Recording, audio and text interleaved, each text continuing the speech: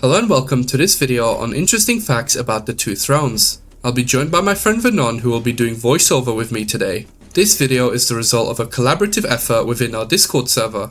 A huge thanks to Venon, Punelkin and Silly Gangster for their help in gathering many of the interesting facts presented here. If you would like to join our Discord server where we discuss all things Prince of Persia, the link is below.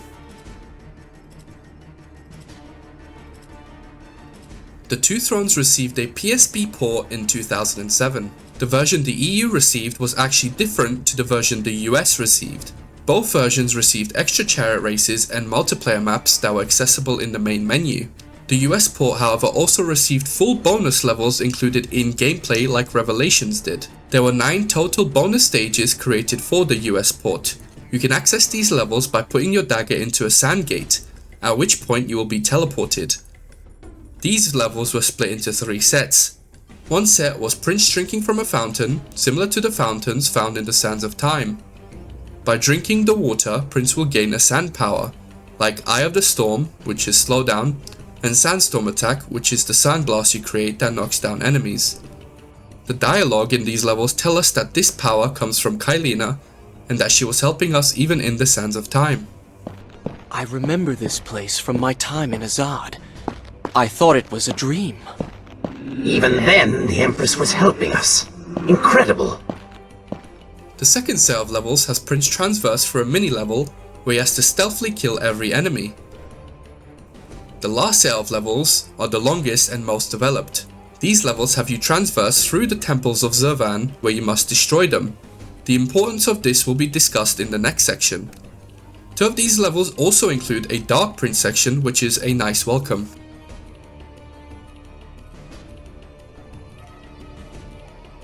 You may have noticed in the Two Thrones that the Vizier is referred to as Zurvan after transforming. Any of you who know Persian mythology would know Zurvan is the strongest being in mythology. He is the god of time and space and has complete invulnerability, meaning he cannot be touched. So the question is, why are we able to defeat Zurvan in the Two Thrones? Well, this is all actually explained in Rival Source in the first bonus level. Prince tells us that Zurvan gets his powers from 3 temples. These temples allow one to become an incarnation of Zurvan, gaining immense power and invulnerability. This temple reminds me of a tale my father once told me of the Lord of Time. An acolyte of Zurvan was able to harness the energy of 3 temples and become more than a man. He was the very incarnation of Zurvan on Earth, overflowing with the power of a god. In Rival Source, Prince destroys these 3 temples, making the Vizier vulnerable to being defeated by the Dagger of Time. Made it. The destruction of the 3rd altar should make the Vizier vulnerable. A sound theory. Perhaps if you ever catch up with him, we can test it. He cannot run forever.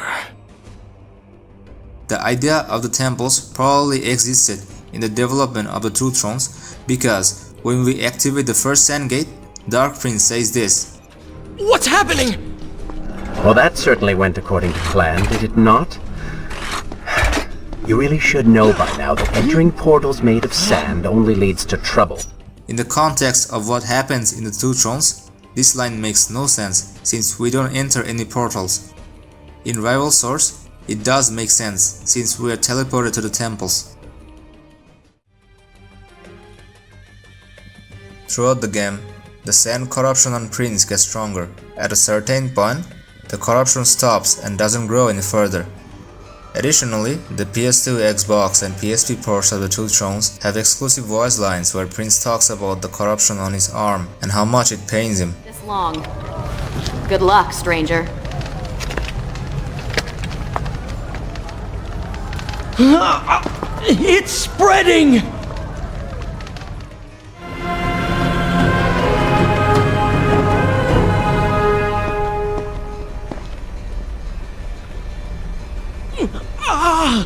The corruption is getting worse, and there seems to be no way to slow it. I must hurry.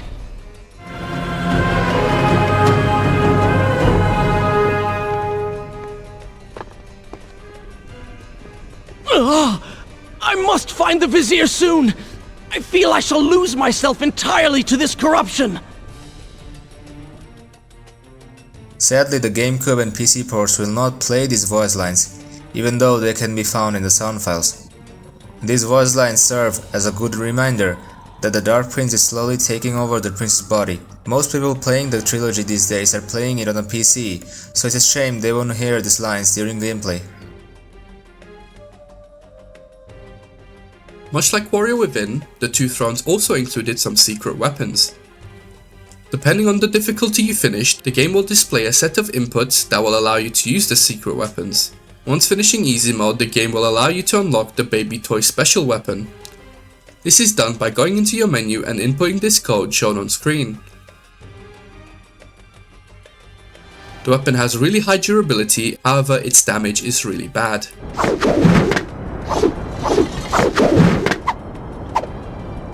Finishing normal mode, the game will show you how to use the Telephone of Sorrow. This is another weapon with really high durability, but once again really low damage.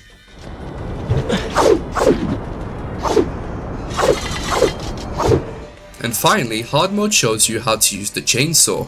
This is a very powerful secondary weapon, however it has very low durability. There is another secret weapon the game doesn't tell you about. The code for this weapon was distributed to people who pre-ordered the Two Thrones and owners of the official Prima guide. This weapon is a swordfish and shares the same properties as the chainsaw, meaning it is also really powerful with low durability. The Prima guide explains that the reason the swordfish is so powerful is because fish are in water and sand monsters are weak to water.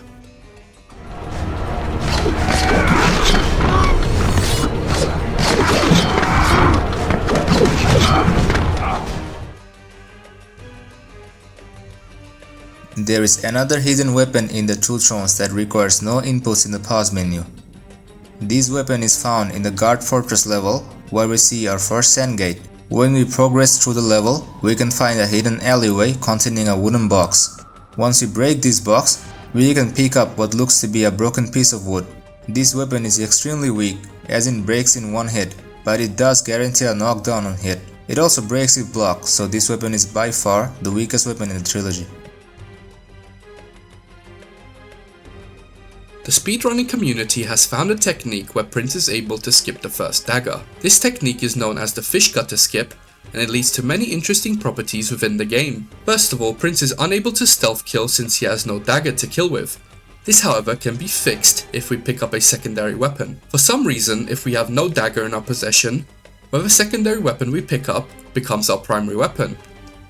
This might be code left over from the E3 build, where we see Dark Prince was able to also use any secondary weapon as his primary weapon. This glitch also allows us to wield two secondary weapons. Whilst we are able to stealth kill with these weapons, the weapons themselves do 0 damage in combat. My suspicion is that it works the same way as it did in Warrior Within, where the damage of your secondary weapon depends on what primary weapon you have.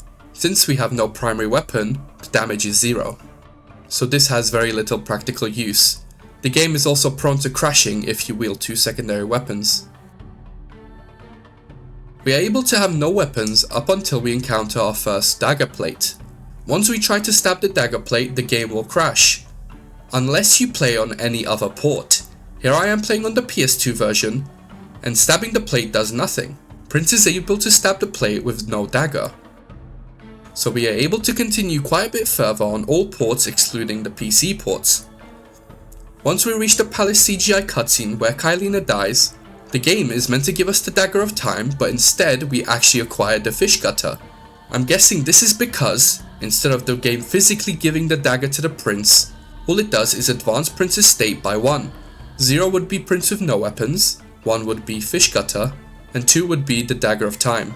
And I'm also guessing the third one would be the King's Sword.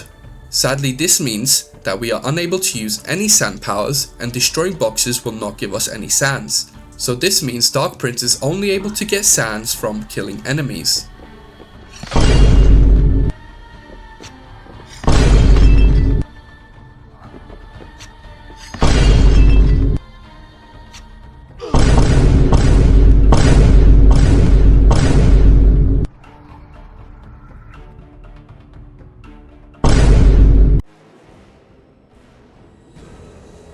After transforming, Klompa was assigned to the arena, where he would punish those who would stand against the Vizier's army.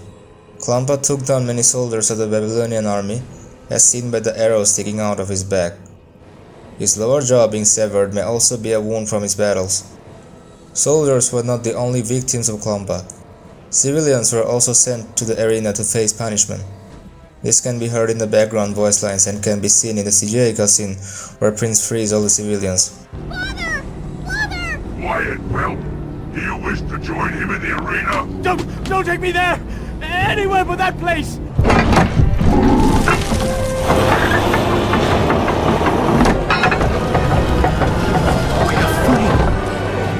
We're free! Heroes! Keep away from me! If Prince had not done so, all of them would have died to Klompa. As with all the games in the trilogy, Gameloft created a Java port for the Two Thrones. This port actually went through many versions, which I will talk about more in depth in a future video, but here I just want to point out the existence of this port. The port follows many of the plot points of the console port, but as always the Java ports do them in a very strange way, incorporating weird harem elements that serve no plot relevance. We do however have a really cool fight with Dark Prince.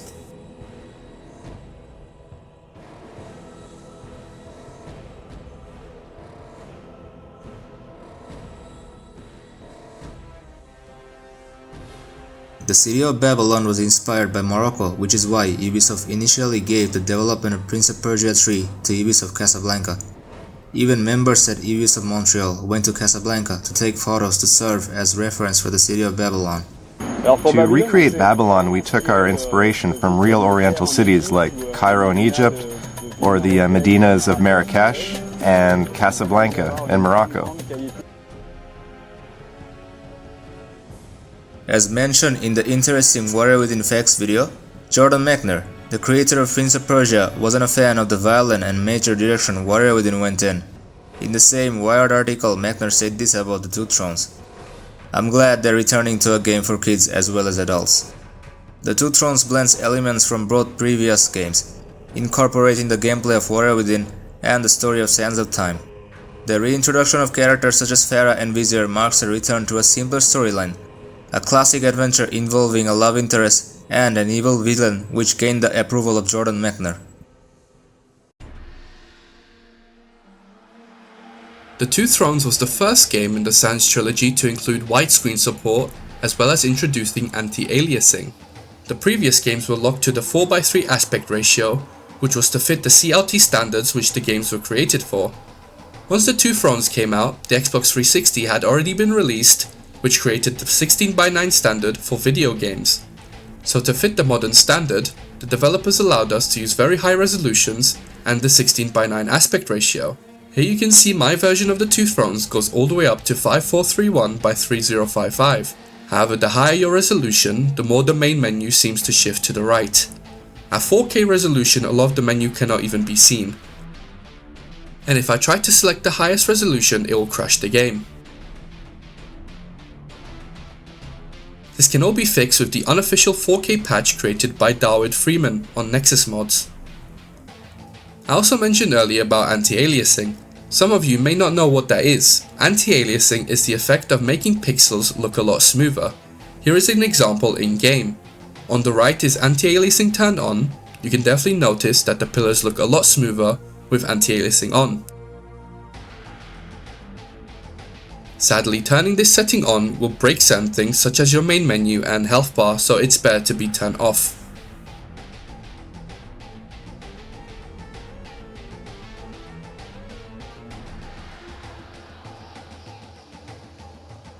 Starforce DRM was an infamous anti-piracy DRM used by Ubisoft in the mid-2000s on its games. Starforce would forcibly install drivers on your system which were impossible to remove. The DRM would also mess with your computer. It would do things like kill your optical drive, reboot your system, and give you blue screens of death.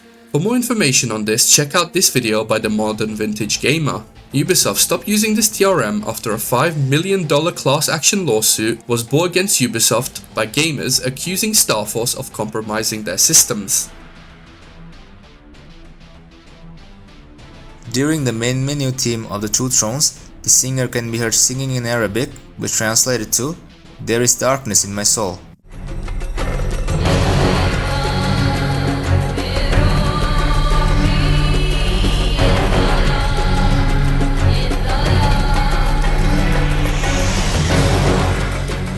This line represents the theme of the Dark Prince and how he is Prince's darker version. The Two Thrones actually has the most amount of songs in its soundtrack if you also count unofficial music. Sands of Time has 36 tracks, Warrior Within has 32 tracks, and the Two Thrones had a massive tracks. Now this also includes variations of the same songs which adds to the number, but even with those removed, the game still has the most amount of unique tracks. The next section of the video will include some rapid fire facts. In Rival Swords, when Prince enters the palace balcony cutscene, the cutscene camera was redone. The PSP port also removes the panning shot of the area, thus cutting some of Kailina's dialogue. It was as if he had learned nothing from his past adventures. Or perhaps he'd simply forgotten, made blind and deaf by fear and rage. If you don't move for a certain amount of time, Dark Prince will start to get very angry. Move! The camera will also change, showing some different angles of Prince. In the betas, the camera would also focus on the enemies in the area.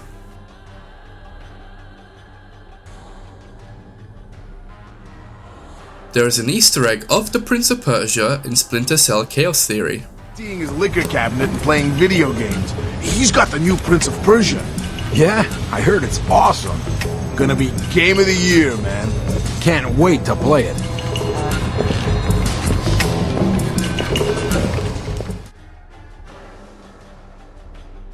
In the PS2 port of the Two Thrones, Vizier's speech in the palace has a strong echo. Of an empress of time. But of this enigmatic creature, there was no trace. We returned to India with treasure nonetheless. A staff, a dagger, an empty hourglass Covered in jewels and books. Such secrets they contain. Hunter hounds will actually chase you across platforms. Here I am showing it in the PS2 beta, but this also applies in the final game.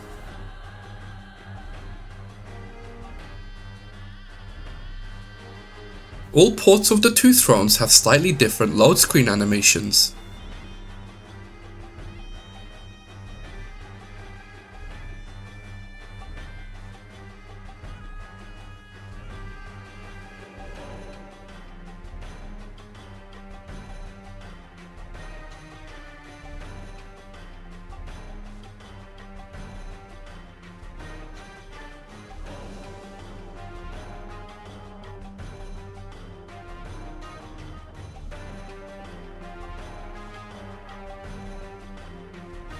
Enemies are actually able to kill each other in the Two Thrones, and this is actually exclusive to the Two Thrones, as it does not exist in both Warrior Within and the Sands of Time.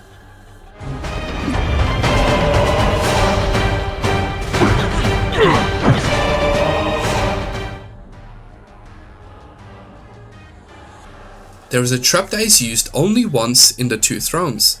After defeating Klompa, there is a trap here which activates only when Prince goes past it. If Prince gets hit by this trap, it will kill Prince no matter what, which kind of reminds me of the original Prince of Persia.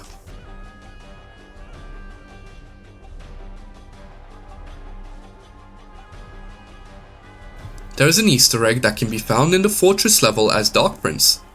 When you climb this pole and jump to this specific place, a voice line will play which credits the game's sound team. Sound team is composed of Alice Bernier, lead sound designer, Annalise Stidham, sound designer, Olivier Girard, Simon Leduc, and Dave Blake, sound integrators, Robin LaFortune, sound programmer, and the sound bat for aggressive negotiation.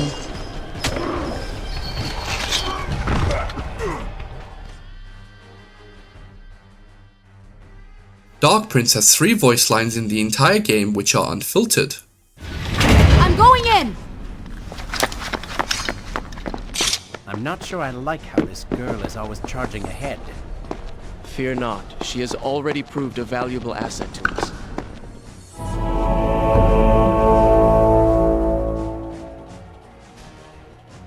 Were it only that easy, Prince. Ah, but you will see what true trouble is soon enough. Some tracks have alternative versions. For example, the track Free Fight has an alternative version called The Mighty Prince.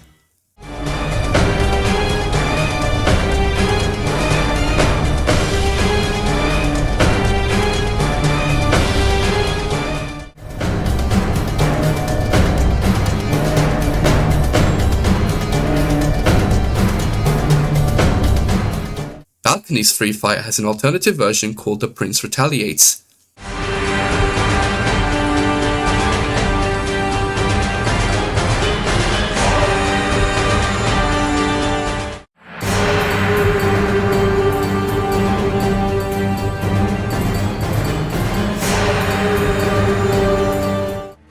There are many more examples of this, so I recommend checking out the entire soundtrack. And that's the end of the video. Once again, a big thank you for everyone who helped in this video, and a big thank you for everyone watching. Here is a teaser for the next video. In all the possible futures, you were doomed to stand in the fallen Babylon.